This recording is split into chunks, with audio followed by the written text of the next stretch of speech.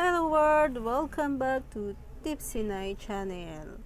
For today's video, I'm going to make a yummy and creamy Graham mango overload as per request of my kids. Para sa ating mga sangkap, mayroon akong 4 na mangga, medium size, isang balot ng Graham crackers, isang balot ng Graham na powder at saka isang Nestle cream.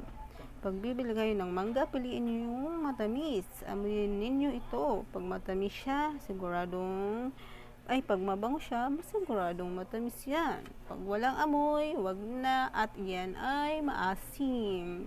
Pwede siyang sausaw sa bagoong. Ayan, syempre kailangan nating hiwain ang mangga at pagkatapos hiwain ay slice mo siya ng ganito. Huwag mo munang tanggalin ang balat. And then later on, scrape na lang natin siya ng spoon para maging isa siyang dice. Habang nagpe-prepare tayo, i-share ko lang ang benepisyo na dulot ng mangga sa ating katawan. Yes, maraming benepisyo ang naidudulot ng pagkain ng mangga sa ating kalusugan. Tumutulong sa ating resistensya. Mayaman ang mangga sa beta-carotene at ang sobra nito ay nagiging vitamin A. Mayaman din ang mangga sa vitamin C na kilalang pangunahing tumutulong sa ating resistensya.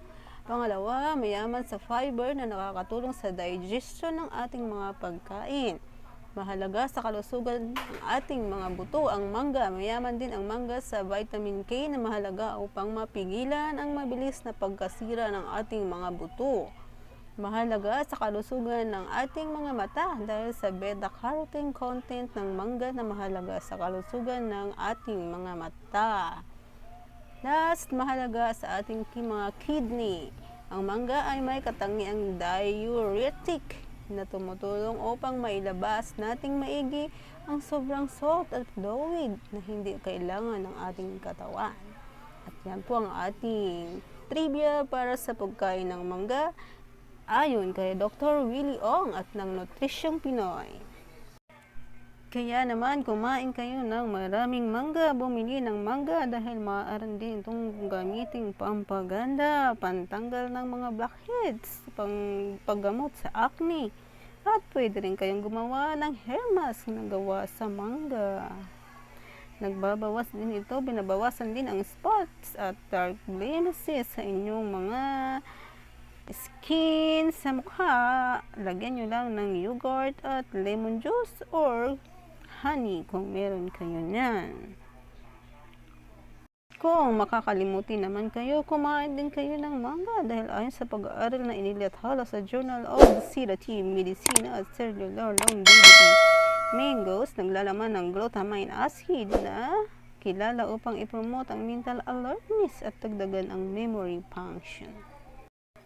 At kung ang iyong mga anak naman at mga asawa ay buntis, pakainin sila ng mangga dahil mayaman ito sa folic acid na good for baby and the mommy. Okay, back to procedure. Magtaka lang kayo ng powdered na Graham o kaya kung wala kayong powdered, pwede nyong durugin yung Graham crackers and then lagyan nyo siya ng gatas. Tansyahin nyo lang yung dami ng gatas para hindi siya magtubig. Lagyan nyo ng konting sugar kung ang gamit nyo ay evaporated milk lang, or kung condensed milk naman, hindi na kailangan magdagdag ng sugar. Optional lang yung pagdadagdag ng sugar kung gusto nyo lang ng medyo matamis na bottom ng inyong Graham cake. Sunod, layering na tayo. Gumamit na lang kayo ng any tub or any container na pwede nyong lagyan ng inyong Graham cake. So, ang ginamit ko dito ay yung stainless na pang-bake. So, ganyan lang siya. Yan, ito yung pinaka-bottom.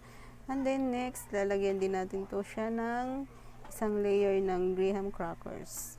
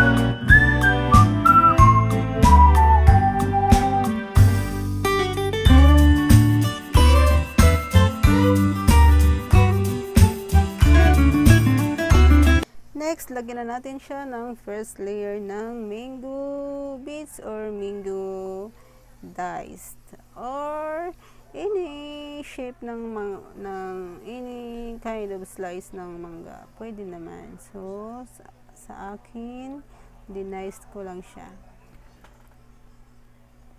Pag okay na yung mangga ninyo, first layer ng mangga, lagyan nyo na siya ng cream. So, ito yung cream na ginawa ko. Isang pack lang siya na 240 ml na times 3 ko siya. Meron akong separate na video nito. Check nyo na lang dyan sa mga videos. At gayahin nyo na lang siya. Madali lang naman siya. Ano siya? Maganda siya. Magandang itsura niya. Maganda yung texture nitong pagkakagawa ko ng cream. Pwede nyo rin siyang ilagay sa cake or cookies or mga brownies. Pwede nyo rin siyang i-toppings doon or kaya i-coat doon sa cake or yung tinatawag nilang frosting. So, ayan. Ganyan lang siya. Lagyan nyo siya ng maraming cream. First layer of cream. And then, repeat procedure nyo lang siya pagkatapos nyo maglagay ng cream. And then, another layer of graham crackers and then cream and then mango. So, see you sa end nitong video. At para naman maging masaya ang inyong nanay, kung hindi pa kayo nakaka-subscribe kay Tipsy Nay, pindutin nyo na yung no subscribe button dyan sa baba. Pakulayan nyo na yan ng pula. And then, idamay nyo na rin yung notification bell para magkita-kita tayo sa susunod na video. Kaya naman, pindot na!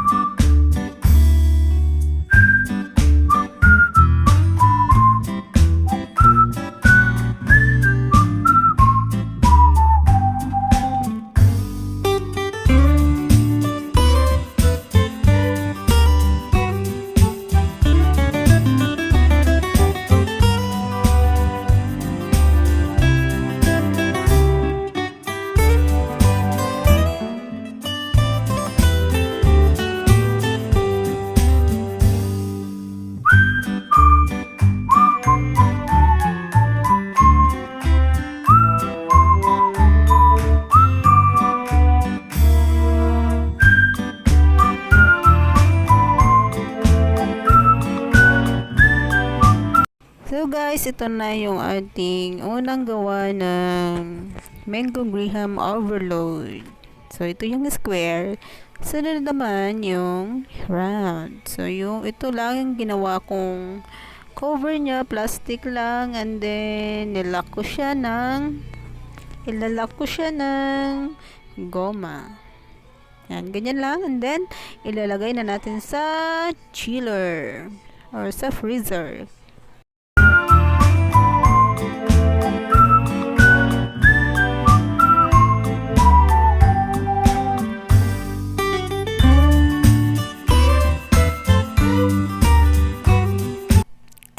This is our round shape na mango graham overload. So, ready to chill na yan. And then, ito na siya after magdamag na over lagay sa freezer. Kaya nag-yellow yung kanyang top. Nakalimutan ko siyang ibaba sa chiller, pero okay pa rin siya naman. Maganda pa rin siya. Ayan, medyo matigas siya kasi na-over freeze ang ating mango graham cake. Nakalimutan ko siya. Kakalimutan na ang lola ninyo. Nakatulugan ko kasi, kaya yun. Nakalimutan ko, meron pa pala akong nilagay sa freezer. Pero okay pa rin naman siya. Ayan.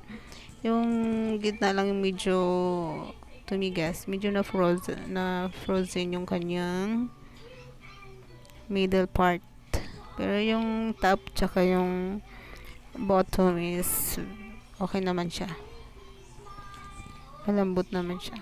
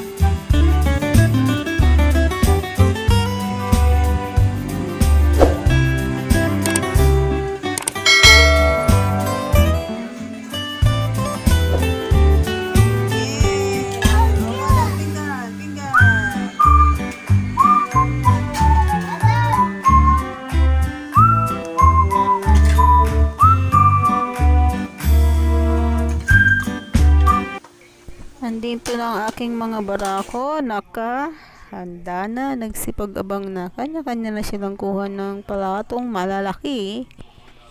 Ayan, meron pa isang maliit na kamay dyan na nakikita. Yan ang aking bunso. 2 taon lang yan, pero nakikigulo na rin siya sa pagkain. Hindi siya magpapahuli kapag kainan time.